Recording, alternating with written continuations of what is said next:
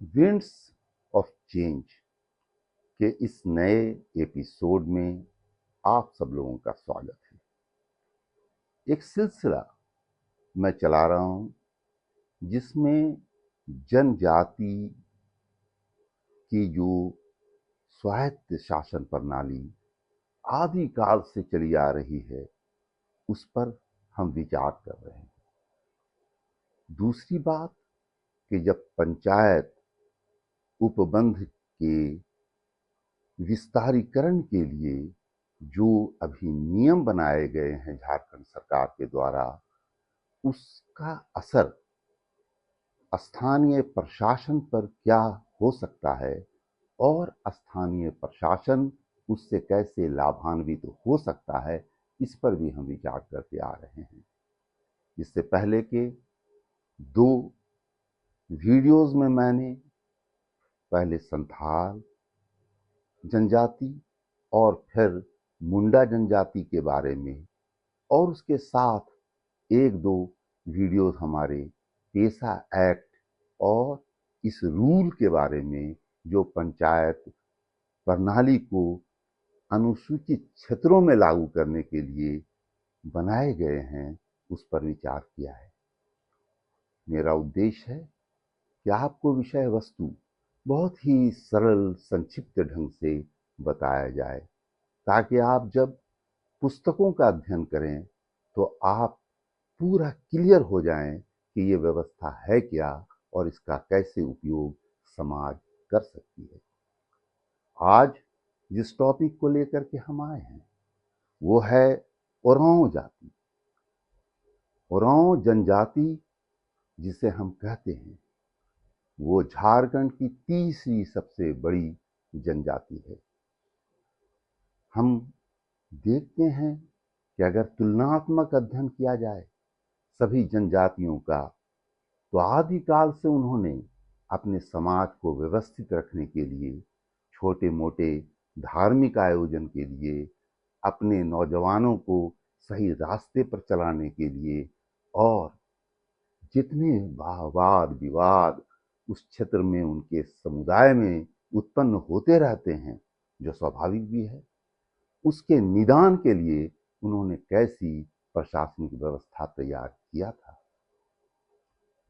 इस प्रशासनिक व्यवस्था की रीढ़ उनके आपसी विचारों की एकमतता थी।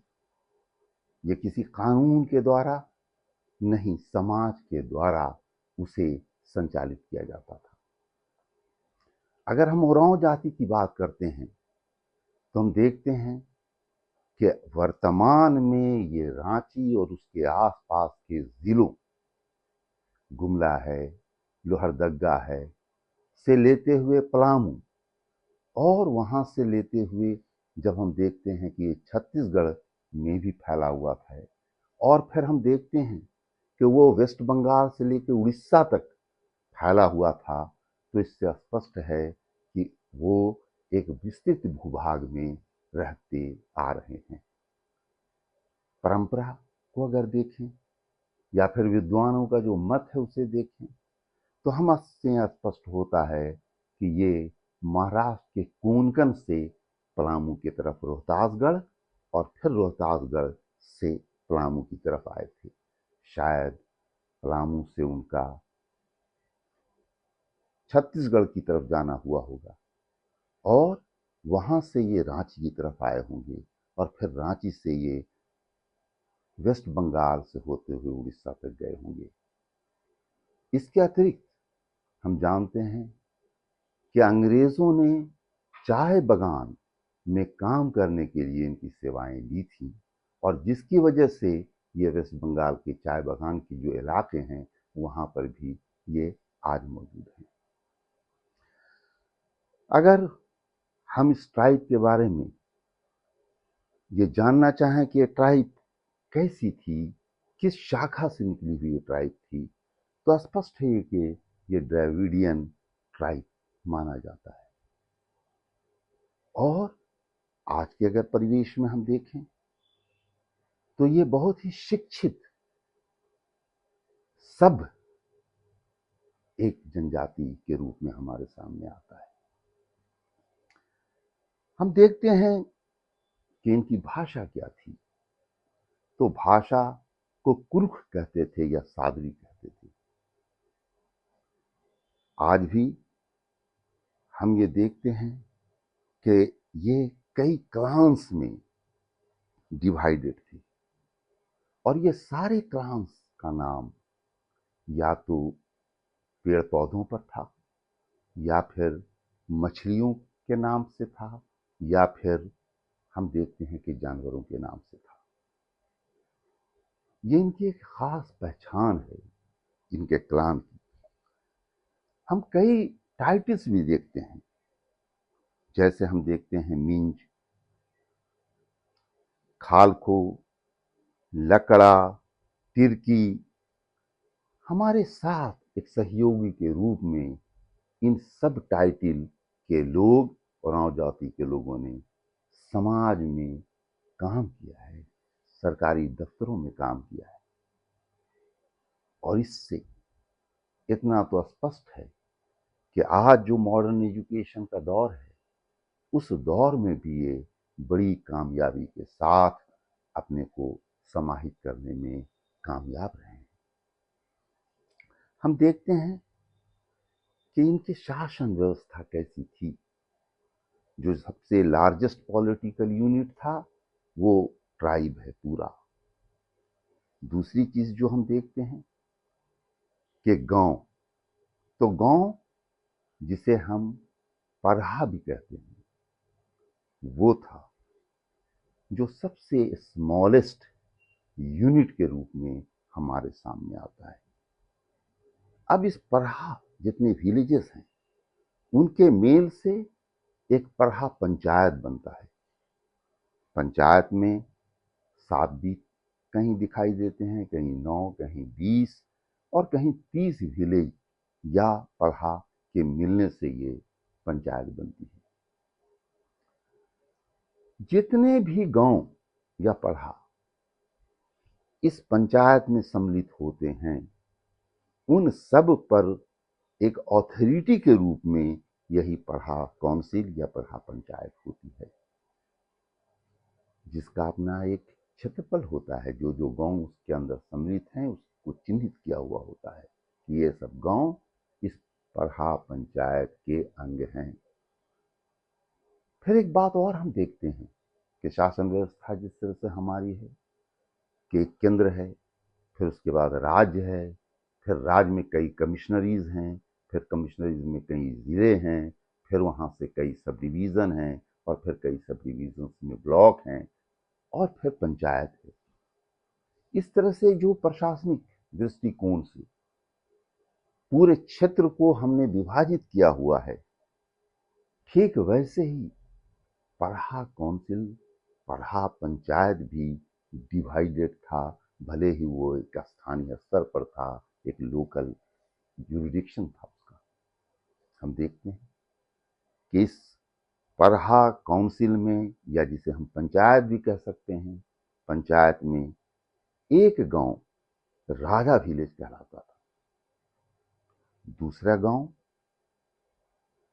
दीवान विलेज यानी जो प्राइम मिनिस्टर का विलेज था, तीसरा पंडरी विलेज जो क्लर्क के रूप में वहां पर काम करते थे, और चौथा कोटवार विलेज जो ऑर्डरली, प्यून या संदेशवाहक के रूप में या दूसरे मददगार के रूप में उनके बीच होते थे। और जितने भी अन्य गांव, चाहे वो अगर 20 का है तो ये 4 गांव प्रमुख हो गया, और बाकी जो रेस्ट गांव हैं वो उस पंचायत या उस परहा पंचायत के या पंचायत काउंसिल के मेंबर हो गए।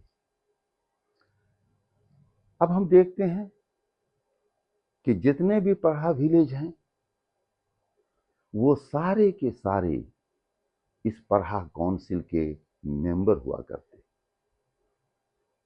फिर हमें ये देखना है कि आखिर परहा गांव, विलेज, इसका प्रशासन कैसे चलता था। क्या परंपरागत तरीका था, क्या कस्टमरी लॉ था जिसके बल पर इसे संगठित भी रखा जाता था, इसे विकासशील भी रखा जाता था, इसे एक नियम के अंदर बांध करके भी रखा जाता था और इस समाज के विकास के लिए विकास किया जाता था। और आज हमें इस बात को जानने की ज्यादा जरूरत है, इसलिए कि जब हम मनुष्य की चित्र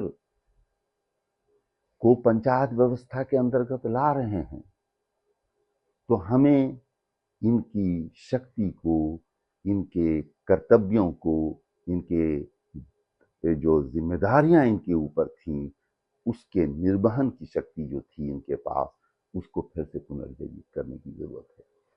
ऐसा नहीं है कि पंचायत व्यवस्था आने से या अंग्रेजों के ज़माने से जो कानून सब पर लागू किए गए थे, जो रूल्स बनाए गए थे, उसी के बल पर ये समाज संचालित होता आ रहा है।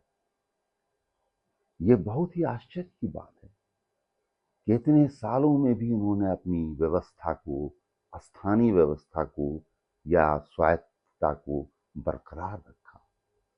आज भी ये उसी तरह एक्टिव हैं, भले ही उसमें थोड़ी बहुत बुराई आई हो, थोड़ी बहुत कमी आई हो, प्रशासनिक दृष्टिकोण से उनको वो संबल नहीं मिला, उनको वो शक्ति नहीं दी गई हो, लेकिन वो आज भी प्रभावी रूप से समाज को संचालित करते आ रहे हैं, उसे अनुशासन में रखते आ रहे हैं, उसकी ज़रूरतों को पूरा करते आ रहे हैं और उसे आगे बढ़ाने का प्रयास करते आ रहे हैं। जब हम विलेज की बात करते हैं, गांव की बात करते हैं, तो वहां हम देखते हैं कि गांव का एक सेकुलर हेड है, महतो जिसको कहते हैं, और दूसरा हम देखते हैं कि पाहन जो धार्मिक कामों को देखने के लिए एक पदाधिकारी होते हैं या पुजारी होते हैं, उनकी बात हम सुनते हैं। और हम देखते हैं कि गांव की को व्यवस्थित रखने की जिम्मेदारी महतो और पाहन की संयुक्त रूप से हमें दिखाई देती है। हम फिर देखते हैं कि पाहन के नीचे पूजर जो उनको धार्मिक कामों में असिस्ट करते थे, मदद देते थे, उनका जिक्र हमें मिलता है। फिर हम देखते हैं कि एक पानी भरवा का जिक्र हमें मिलता है कि ये भी विलेज के एक कार्यकर्ता थे, एक पदाधिकारी थे, जिनका काम था विलेज में, गांव में पानी की कमी न हो। फिर हम देखते हैं कि भंडारी जो कस्टोडियन हुआ करता है किसी ऑफिस या किसी सामूहिक चीजों का, उसका भी एक पद था। और फिर एक चौकीदार जो संदेशवाहक का काम करता था, जो पंचायत की बातों को जन जन तक पहुंचाता था, उसका भी एक पद था। जैसे अन्य जनजातियों की व्यवस्था को हम देखें और ओरांव जनजातियों की व्यवस्था को देखें तो नाम में भले ही अंतर है, लेकिन व्यवस्था लगभग एक तरह की थी, जो आदिकाल से विकसित होते होते समाज की जैसी आवश्यकता थी उसके अनुरूप उसे विकसित किया गया था। जब हम देखते हैं कि मुंडा जनजाति के बारे में जब हम बात कर रहे थे तो हमने बताया था कि गीती ओड़ा नौजवानों का एक मिलन स्थल था। ठीक उसी तरह से जब हम ओरांव में आते हैं तो हम यहाँ पर जो है धमकुरिया की बात देखते हैं।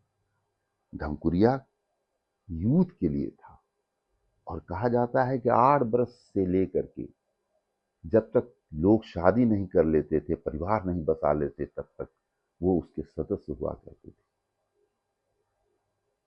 और ये एक शैक्षणिक संस्था भी थी, सामाजिक मूल्यों को समझाने वाली संस्था भी थी। ये लोगों के कार्यकलाप पर नौजवानों के कार्यकलाप पर नजर रखने वाली संस्था भी थी। और इस तरह से यूथ को ऑर्गेनाइज करके रखना, उसे संभाल के रखना, उनके जो एनर्जी है उनके अंदर, उसका सही से सदुपयोग करना काम ये धमकुरिया में किया जाता था। फिर हम देखते हैं कि अखड़ा की बात, मुंडा जनजाति में भी हमने अखड़ा की बात सुना था। जब हम ओरांव में आते हैं तो यहाँ पर भी अखड़ा की बात हमारे सामने आती है। ये अखड़ा है क्या? ये एक सामुदायिक सभा के लिए और दूसरे सामुदायिक कामों की जगह को हम अखड़ा कहते हैं। जब हम देखते हैं कि मुंडा में मुंडारी खुटकट्टीदार की बात हम करते हैं, हमने पहले ही बताया था आपको कि जनजाति जब यहाँ बसने लगे तो उन्होंने जंगलों की सफाई किया और सफाई करके गांव बसाया। एक गांव बसा, दूसरा गांव बसा, तीसरा गांव बसा, इस तरह से करके एक बहुत बड़े भूभाग में ये बसे। तो वहां पर हम देखते हैं कि भूहरी हम कहते हैं यहाँ ओरांव में, भूहरी खूंट। यहाँ खूंट दो तरह का हमें दिखाई देता है, एक तो पाहन खूंट और दूसरा महतो खूंट। और जो जमीन उन्होंने अपने पूर्वजों से प्राप्त किया या जंगल को साफ करके प्राप्त किया, उसे हम कहते हैं भूहरी लैंड। हम ये भी देखते हैं कि इस जनजाति के साथ मुंडा जनजाति के भी बड़े अच्छे संबंध थे, इसलिए कि लगभग ये दोनों एक ही क्षेत्र में निवास करते रहे। गांव की कई और आवश्यकताएं थी और कई और समुदाय के लोगों से मदद की जरूरत थी। हम जब गांव के अर्थव्यवस्था को या जनजीवन को देखते हैं तो हम देखते हैं वहां लोहार हैं, कपड़ा बुनने वाले लोग हैं, कपड़ा सीने वाले लोग हैं, हर तरह के उद्योग जिसे हम कुटीर उद्योग कहते हैं, वो वहां की आवश्यकताओं को पूरा करने के लिए था। और ये सब लोग भले ही ओरांव जनजाति से नहीं थे, लेकिन उनके साथ इनका बड़ा ही अच्छा मधुर संबंध था और एक दूसरे को ये सहयोग करते थे। इस तरह से जो समाज का चित्रण हमारे सामने आता है वो हमें बताता है कि आदिकाल से जो शासन व्यवस्था, जिसे हम आज ग्रामीण शासन व्यवस्था कहें या फिर हम उसे ग्रामीण स्वायत्त शासन व्यवस्था कहें, वो बहुत ही उन्नत किस्म का था और इसको जीवित रखना हमारा कर्तव्य है। उनके सभ्यता और संस्कृति को जीवित रखना भी हमारा दायित्व है और हमें उसको अपने समाज का एक अंग बनाना भी जरूरी प्रतीत होता है, ताकि देश और यहाँ के लोग एकजुट हो सकें और एक दूसरे को सम्मान की नज़र से देख सकें, उनके सभ्यता और संस्कृति को सम्मान दे सकें। धन्यवाद। जोहार।